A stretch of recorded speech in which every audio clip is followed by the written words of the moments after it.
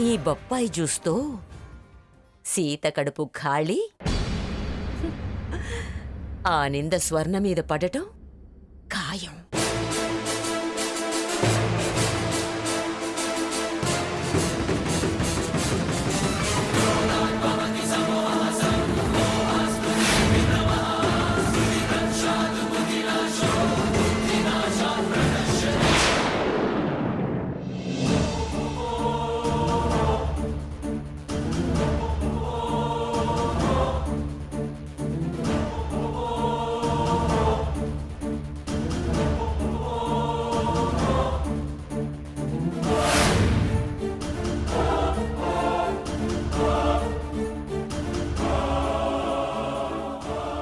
ఇప్పుడు నీ పని అయిపోద్ది. నిందంతా స్వర్ణ మీద పడుతుంది. హ!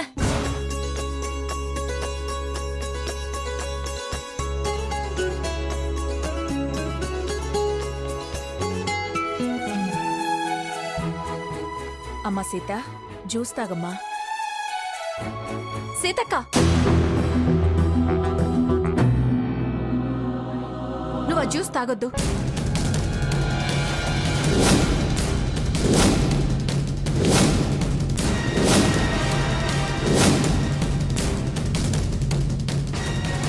జ్యూస్ తాగొద్దా?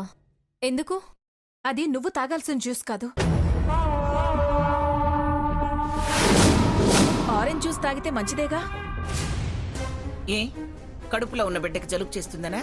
అది కాదు, నాకు ఆ జ్యూస్ మీద డౌట్ ఉంది.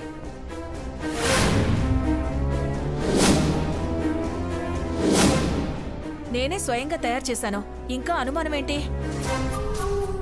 సావిత్రి, ఆ గ్లాసులో ఇవ్వు.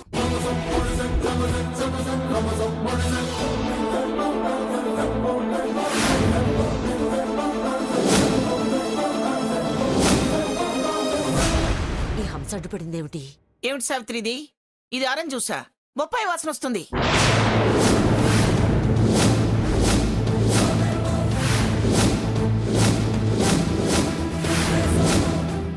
ఏంటి? బొప్పాయి వాసన? ఇటివ్వండి.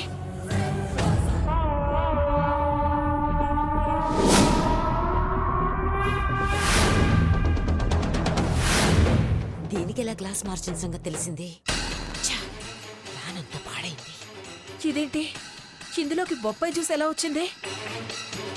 ఇది తాగితే ఇంకేమన్నా ఉందా? అసలు అదెలా వచ్చింది?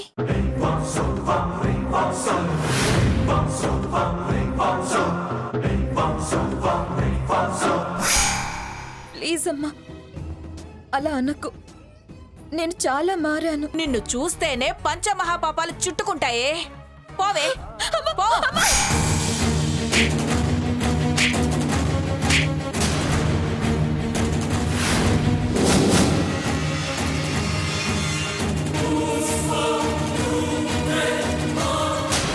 ఇది ఈ పిశాచి పనే అయి ఉంటుంది. పిండాలను పిసికేసే రాక్షసత్వం ఏంటే నీకు? మారాను అని కాళ్ళు పట్టుకొని నా కంట్లో కారం చల్లి గ్లాస్ మార్చావా? నేను గ్లాస్ మార్చడం ఏంటమ్మా? నువ్వు మార్చకపోతే ఎలా వచ్చిందే?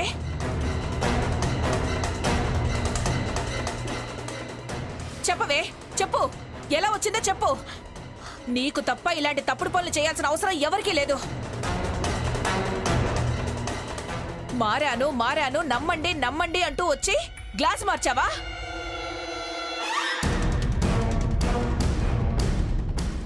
నీ మారిచ లక్షణం మారదా? అసలు నువ్వు మనిషివేనా? పూర్తిగా ప్రాణం పోసుకునే పసికందుని నులిమేయాలని చూసే నీది ఏ జన్మే? ఇంత కక్ష కార్పణ్యం కడుపున పెట్టుకొని దాని కడుపు మీద నీ సాధింపులేంటే? శిశుహత్య మహాపాతకం. నాశనం అయిపోతావే, సర్వనాశనం అయిపోతావు. ఆహా, ఇలా నింద స్వర్ణ మీద పడైనా నా ప్లాన్ వర్కౌట్ అయింది. I'm very happy, very happy. నీ ఉద్దేశం అర్థమైంది. మొత్తం ఫ్యామిలీ మీదే నువ్వు పగబట్టావు. నిన్ను వాడుకొని నా రూట్ క్లియర్ చేసుకుంటా.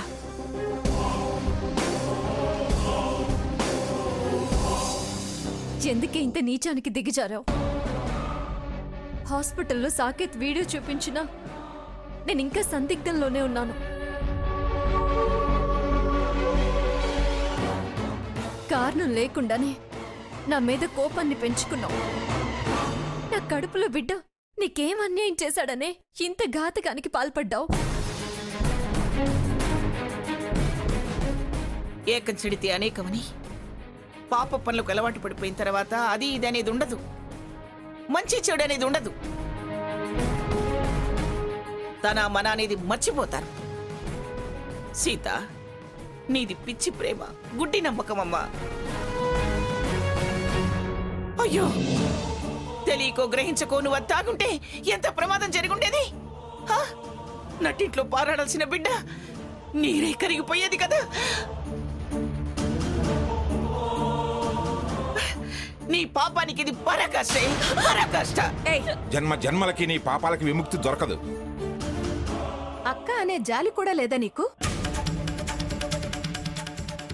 అమ్మో అమ్మో అమ్మో, అది గొంతు జారితే ఇంకేమైనా ఉందా? చింత కిరాతకానికి తెగబడ్డావేంటే? నో నో నో, నేను గ్లాస్ మార్చలేదు. కన్న తల్లి, నువ్వు తప్ప ఎవరు రాలేదు, ఆ అవసరం ఎవరికి లేదు అంటుంటే నో నో అని అరుస్తావే? అరవగానే నిజం అబద్ధం అయిపోతుందా? ప్రమాణ పూర్తిగా నేను చెప్తున్నాను. పాపిస్టి వాళ్ళ ప్రమాణాలు కావు. వాటికి విలువ ఉండదు. ఎన్నిసార్లు అబద్ధ ప్రమాణాలు చేస్తావే? నిన్ను నరికి పోగులు పెట్టినా తప్పు లేదు. సాకేత్, నువ్వు ఆగు. దీన్ని నరికి నువ్వు పాపం మూట కట్టుకోవడం ఎందుకు? దేవుళ్ళని ద్వేషించి దూషించిన వాళ్ళని దేవుడే చంపేస్తాడు.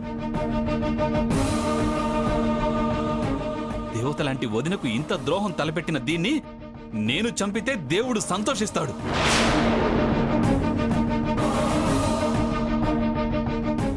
బిడ్డ తల్లివై ఉండి మరొకరికి గర్భశోకం కలిగేలా చేయడానికి నీకు చేతులు ఎలా వచ్చాయే? అయ్యో అయ్యో అయ్యో, నాకేం తెలీదంటే ఎవరు నమ్మరే. ఏం చేస్తే నమ్ముతారు? చచ్చినా నమ్మరే. తప్పు మీద తప్పు చేసే వాళ్ళ పరిస్థితి ఇదే. ఎలా నమ్మమంటావు? ఒకటా రెండా? వాళ్ళ పెళ్ళై గడపలో అడుగుపెట్టిన దగ్గర నుంచి నువ్వేం చేశావో నీకు గుర్తులేదా?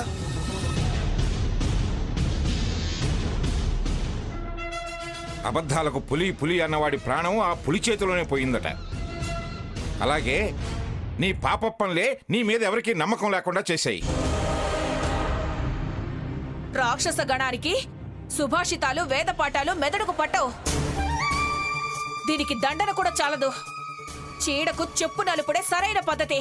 అల్లుడుగానే దీనికి కరెక్ట్. నన్ను చంపినా నరికినా నేను చెప్పేది ఒక్కటే, నేను జ్యూస్ మార్చలేదు. కావాలంటే కర్పూరం వెలిగించే. కర్పూరం కాదు కదా, నువ్వు కాలి బూడిదైనా నమ్ము. ఏమన్నావు? కర్పూరం వెలిగించి ప్రమాణం చేస్తావా? దైవ చింతన పాపభీతి లేనిదానివేను. నీకు అసలు అలాంటి ప్రమాణాలు చేసే అర్హత ఉందా? ఇంకా ఎందుకు వచ్చి నాటకాలే? చెప్పవే, చెప్పు. అసలు నీకేం కావాలి?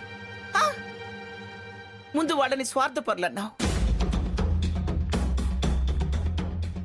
ఆ తర్వాత ఆస్తి కోసం వెంపర్లాడుతుంది అన్నావు, ఆ తర్వాత ఇంట్లో నుంచి బయటకు గెంటేశావు,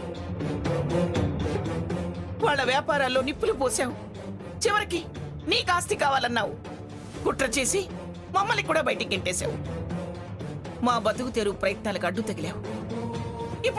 ఇప్పుడు ప్రాణాలు తీయడానికి తయారయ్యావా?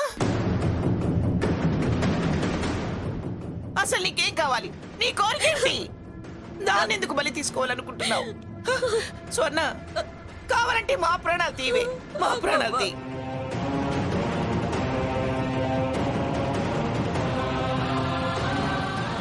నీకు దండం పెట్టి వేడుకుంటున్నాను, దయచేసి సీత జీవితంతో చెలగాటలాడద్దు. దాని ప్రాణాలు దాని బిడ్డ ప్రాణాలు తీయాలని చూడకే. అది మనసున్న బంగారు తల్లి, మా పిఠాపురం వంశానికి దక్కిన మణిపూస.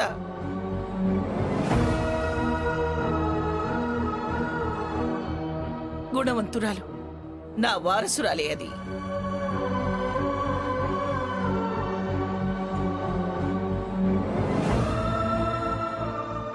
దాని మంచితనం చూసి నువ్వు ఓర్వలేకపోతున్నావా? దాని మనసు మెత్తనితనం నీకు నచ్చట్లేదా? దాని ప్రేమ ఆప్యాయతలు నీకు అబ్బలేదని కుళ్ళ. దాన్ని దుఃఖపెట్టి రాక్షసానందం పొందుతావా? అవతల వాళ్ళ కన్నీళ్లే నీకు ఆనందాన్ని కలిగిస్తాయి అనుకుంటే నన్ను ఈ చిత్రం వదిలిపెట్టు. మానసికంగా మేము అనుభవిస్తున్న క్షణాలు నీకు సంతృప్తినివ్వకపోతే నిత్యం మమ్మల్ని సూదులతో గుచ్చి గుచ్చి చంపు.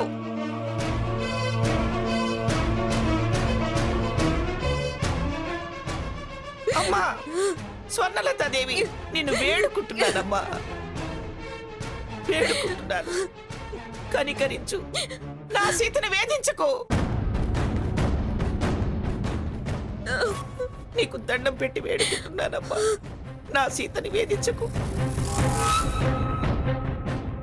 అమ్మమ్మ గారు, ఏంటి గ్రాని ఈ రాక్షసిని వేడుకోవడం? దీనికి ఎవరి మాటలు వినపడం.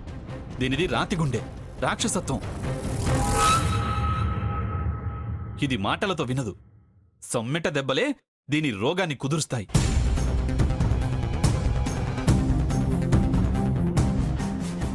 చూడు స్వర్ణ, నాకు ఈ ప్రపంచంలో అమ్మ తర్వాత నా ప్రాణం సీత. ఇంతకాలం తను ప్రేమిస్తుందని వద్దన్నా తనకి తన చెల్లి క్షేమం, సంసారం ముఖ్యమని ఆగుతూ వచ్చాను.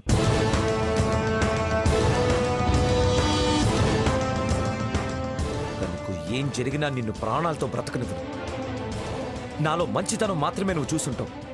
సహనం కోల్పోతే నువ్వు భరించలేవు. ఎంత పాశవికత్వమో నీకు తెలీదు. కావాలని కస్టమర్లని ఇక్కడ చేరింది ఇందుకేనా? నా దీపాన్ని ఆర్పాలనా? మా వంశాంకురాన్ని చిదివేయాలనా?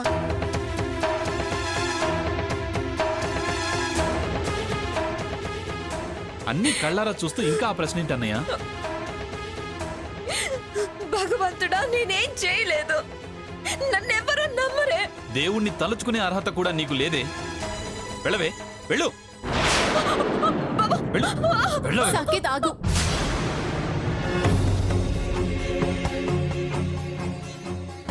సాకేత్ వదిలే. సాకేత్, దాన్ని వదిలే. శిక్ష విధించాల్సింది అది వేడుకునే ఆ భగవంతుడే. నువ్వు వదిలే సాకేత్. పాపం చేయడమే కాదు, అది చూసిన పాపమే. అదే వదినంటే.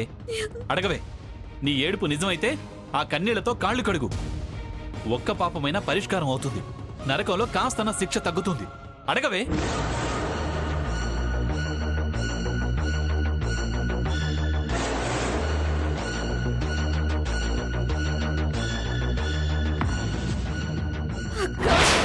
పిలవద్దు, దాన్ని అలా పిలవకు. నీ పాపిష్టి చూపు దాని మీద పడొద్దు. నీ పాపపు చేతులతో దాన్ని తాకొద్దు. పోవే. తప్పు చేయలేదక్క. పోవే. అక్కతో ఒక్కసారి మాట్లాడి అమ్మా. పోవే.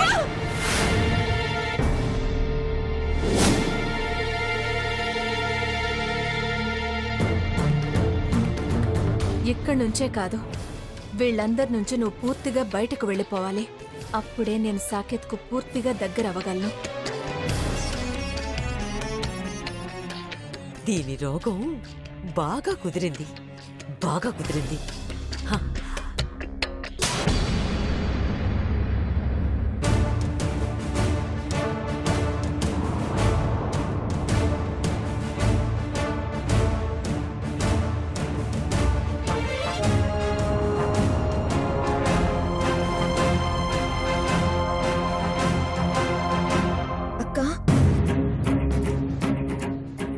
చెందుకొచ్చావు? అక్క అలా కోపంగా చూడకక్క. కోపంగా చూడడం కాదు, నిన్ను చూస్తుంటేనే అసహ్యం వేస్తుంది. నా కడుపులో పెరుగుతున్న బిడ్డ ప్రాణాల్ని కబళించాలని చూసావు. నిన్ను చూస్తుంటేనే కంపరం పుడుతుంది. మొహం చూడాలంటేనే ఒళ్ళు జలదరిస్తుంది. చెల్లి అనుకున్నాను, ఎంత శత్రుత్వం ఉందని గ్రహించలేకపోయాను. అది కాదక్క. పిలవకే. ఆ పిలుపు నీ నోటి వెంట వస్తేనే నేను భరించలేకపోతున్నాను. అక్క నా మాట పూర్తిగా వినక్క. దయచేసి నన్ను వెళ్ళమన్నద్దు. ఇదో కొత్త నాటకమా?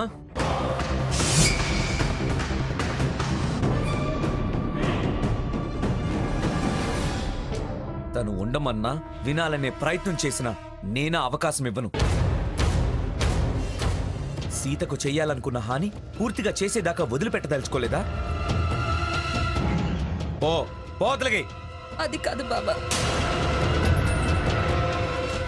వద్దు, అలా పిలవకు. బంధం మరిచావు, వరుస వదిలేసావు కాబట్టే అంత నీచానికి దిగజారావు.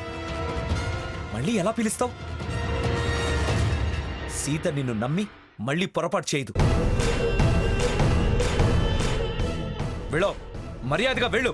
ఒక్కసారి నేను చెప్పేది పూర్తిగా వినండి బావా. పూర్తిగా కాదు, అసలు మొదలు పెట్టే అవకాశమే నీకు ఇవ్వను. ప్లీజ్ బావా. Shut up and get out. నిలువెల్లా విషం నింపుకున్న నిన్ను మార్చడం సాధ్యం కాని పని. నీ చూపుల్లో కుళ్ళు, నీ ఆలోచనల్లో ద్వేషం, నీ ప్రవర్తనలో దోషం, నీ మాటల్లో మోసం. అను బావా, ఎన్నైనా అను, కానీ నథింగ్ డూయింగ్. అవుట్ అవుట్ ఐసే. పద పద. అక్క ప్లీజ్ అక్క. అమ్మంటున్నాను కదా, నోరు మూయ్. అక్క పద. అక్క అక్క ఊరుకుంటుంటే బావా, రెచ్చిపోతున్నావు. ఒక్కసారి అక్కతో మాట్లాడతాను.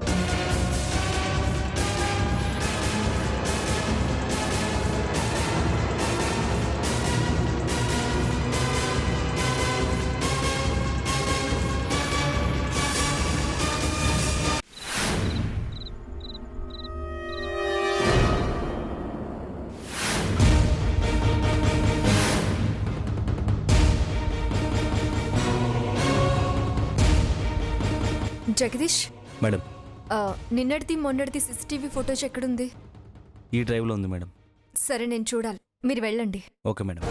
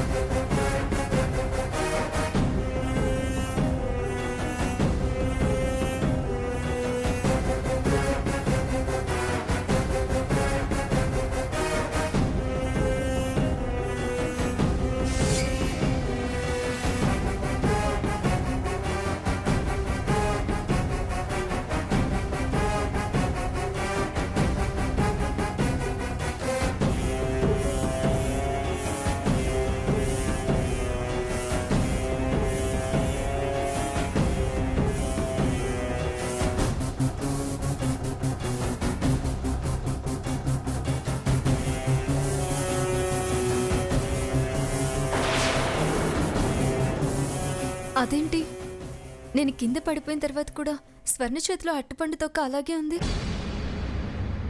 మరి తొక్కేసింది ఎవరు?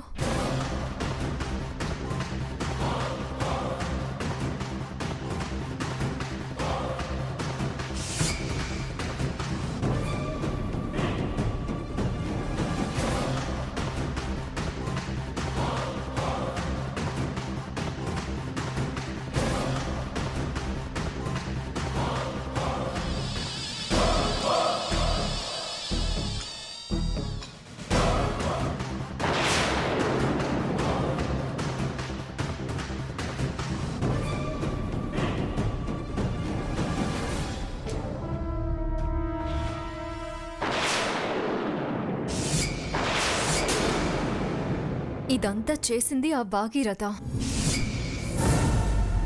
మరి ఆ హారతి ప్లేట్ నెట్టింది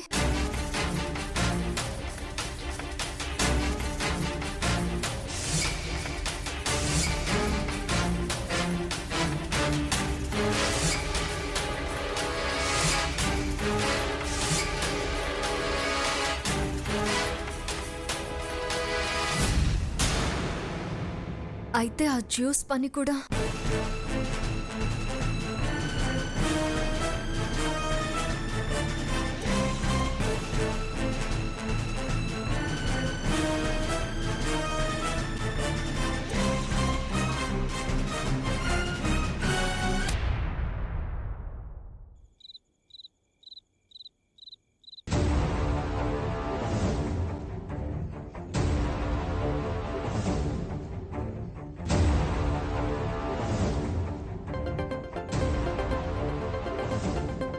ఈ టైంలో ఫోన్ అంటే ఖచ్చితంగా హారతి అయి ఉంటుంది.